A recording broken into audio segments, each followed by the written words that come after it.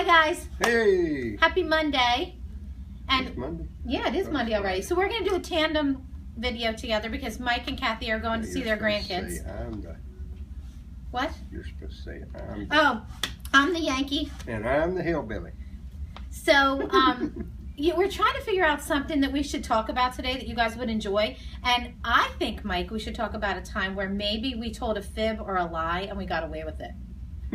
So can you remember anything? Kathy, I'm sure you can remember something that Mike may have fibbed about in your lifetime. Well, I'll tell you something. I can never forget it because my mother, my mama, was a lie detector, a walking lie detector. I'm telling you. If you come in the house, she said, don't tell that because you're going to tell a lie. And that's what I'd planned on doing. So one morning I went out and I had imbibed. That's another. Imbibed? Yeah, I learned that word after I left the hills. Okay, I don't know what that means. It means you was drinking. Oh, okay. Imbibed, you know. No, I don't know. I never heard of it. Well, anyway, I imbibed a little, and I had taken the mileage. What do you call it? The speedometer cable loose. So odometer. Speedometer. Isn't the odometer where the miles are? And the speedometer how fast you go? Well, in the hills, it's speedometer. Okay, whatever. Well, they're all hooked together. Oh, yeah, okay. All right. Anyway, let me tell you. What do I know about it? I took it loose right after I left the house because my mom and daddy always checked my mileage. And I knew that, and they didn't know I knew it, but I knew it. Anyway, 7 miles on the car when I brought it back, and I had screwed up. I forgot to put it back on there. I was going to try to get around 20. Anyway, I picked up my neighbor who also imbibed. In fact, he imbibed a lot more than I did usually. He was an imbiber. That is a weird word. I'm sorry. He's an imbiber from way back. Okay. Anyway, we went out imbibing, and when I got back, I parked the car. Mama went. All I had to do was get back before 11:15 because she had to get to work by 11 o'clock at night. She worked in a cotton mill, and she was standing there at the door, and I really at the time I probably couldn't hit my butt with both hands because I was imbibed too much. And I'm standing there holding on to the sink to keep from falling, and she's giving me the devil, and I finally told her, I said, you're going to be late for work. And she took off out the door. Well, the next morning she come in, she says, you only drove 7 miles. And I said, and I didn't know what to tell her because if I told her I was out, having a cocktail or two, a beer or whatever. How old were you at this time? time? I was about 17, Ooh. 16, 17, oh. whatever. And we lived right next door to a bootlegger. That's another story. We'll talk about Hubert Greer sometime. Okay. And Fats Williams lived across the street. And I'm not talking about his size. I'm talking about his name. His name was Fats Williams. Please don't insult anybody. No, we don't insult anybody. Anyway, they both sold liquor illegally because McDowell County was a dry county. Wait, hold on. You got off the story now. So your mom went to work. Okay. We were back on my lie. Yeah. And that's the truth, though.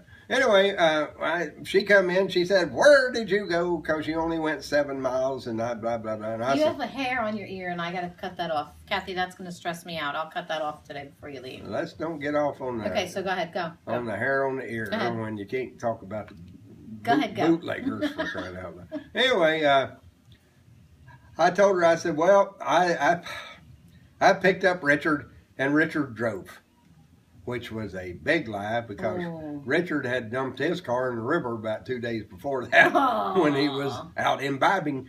And anyway, she believed it. It's the only lie that I think I ever got by with. And it was a bigger lie to cover up for the first lie. Yeah, that's really bad. So I hope your kids never lied like that. Oh, I'm sure they did. I'm sure they've never lied like that. Never. No doubt. No. They wouldn't dare. What's the biggest lie you ever got by with? Wait a minute. I don't know if I want to hear this. Go ahead and tell me. Okay, so it's kind of a confession too, and I must apologize. I don't even know to you.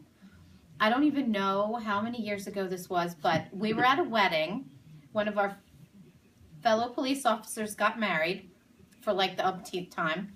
And, wait a minute. Is that where we were in? I was in the wedding and we wore the sunglasses. And yes, that wedding. Yeah. So we were at the reception and we had a couple of cow pies out. Yeah. We had a couple cocktails and Mike wanted a cup of coffee. So we needed to get milk. And my friend at the time was breastfeeding. So we all thought it would be pretty funny if Mike drank breast milk. So we went back in the kitchen and my girlfriend obtained some breast milk from herself, put it in a little cup, and I put it in Mike's coffee, and you drank breast milk. I'm sorry. Is that where they had the coffee that didn't have no sugar and that's still, and it was still sweet? Yeah, because you usually drank your coffee black, right? Yeah. And for some reason you wanted the milk, and we just thought it would be kind of a nice joke, so I'm sorry. It is kind of That funny. wasn't the girl that was busting out over. That was the one. Yeah. They got the dress that was too small, and, Yeah, and I think everybody during the whole wedding kept looking like this to see when she was going to pop out. Yeah. Well, oh, Lordy, and she never did pop out. Well, she did pop out in the did kitchen. She popped out to get you your milk for your coffee. Oh, so and I didn't even get to milk her. Now, well, Sarah, I'm sorry he said that. That was inappropriate. That was inappropriate. I say that. But but your mom's here, so. Wait a minute now. You can't say it's inappropriate when they talk about me drinking her milk. For crying out loud. Well, you drank it from a cup. I stole her kid's milk. For crying out loud.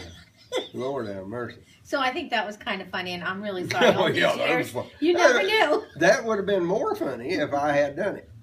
You know. Right. I mean, to but somebody else. I know, but I did it, and I got one. Hey, I want to ask you something. What? Hey, like my Sunday go-to-meeting overalls. They're overalls? Well, I mean, they're not underwear. Overalls come over the I know, but today we're modern. But they're jeans. Yeah, but they're just called jeans. Yeah, but these are my Sunday go-to-meeting jeans. Oh, well, they're nice. They look new. They ain't got holes in them. Kathy, you must have bought them for him. Well, I don't doubt it. He's all dressed up, Sarah, to come see you guys. I'm going to tell you something. If you ever go buy jeans and you're short-legged like me. I got that. And you, Yeah. They don't sell 28 inseam. Now, I can, once in a blue moon, find somebody that screwed up and ordered 29. You have 28 inseam? I didn't think you were short like that. I'm not. I got a long body. And short legs. Short legs. Anyway, I actually could wear a 28 inseam, but when I find 29s, I'm kind of like my mama. My mama had 48 pairs of shoes. She had a what'd she have? Well, she had bunions for one thing. Oh, I did too. Oh my God. But they're miserable. And and they're hard, and they're worse getting them cut off. Don't even tell me about it. Mine still hurts. No, we ain't talking about that. Good. So anyway, she wore a AAA with a quad heel, whatever that might be. Anytime she found a pair of shoes that was a AAA with a quad heel, she bought them. She bought them, and some of them I don't think she ever wore. But she would then end up buying an outfit to go with the shoes. Of course, that's what you do. She is the only hillbilly in the country with 2 closets. Of course, my daddy had 3 closets because he was on a diet and he'd go from 240 to 200 to 160, and then he'd go back up to 240. So instead of throwing these clothes away, he kept the different sizes and different clothes, and he'd just get dressed out of it. Well, see, they're Yankees at heart. They're just like me. Oh my God. Just like me. Don't tell nobody in my family there. All right, guys. Well, we just wanted to say hey together because I'm not going to get to see Mike and Kathy for a little bit since they're going away to see Sarah and the kids. We're going to see Sarah and my favorite son-in-law. All right, guys. Well, I'll talk to you tomorrow. I'm hoping Mike does another video tomorrow, too. So have a great day. Love you. Y'all come back to see us now, yeah? Goodbye.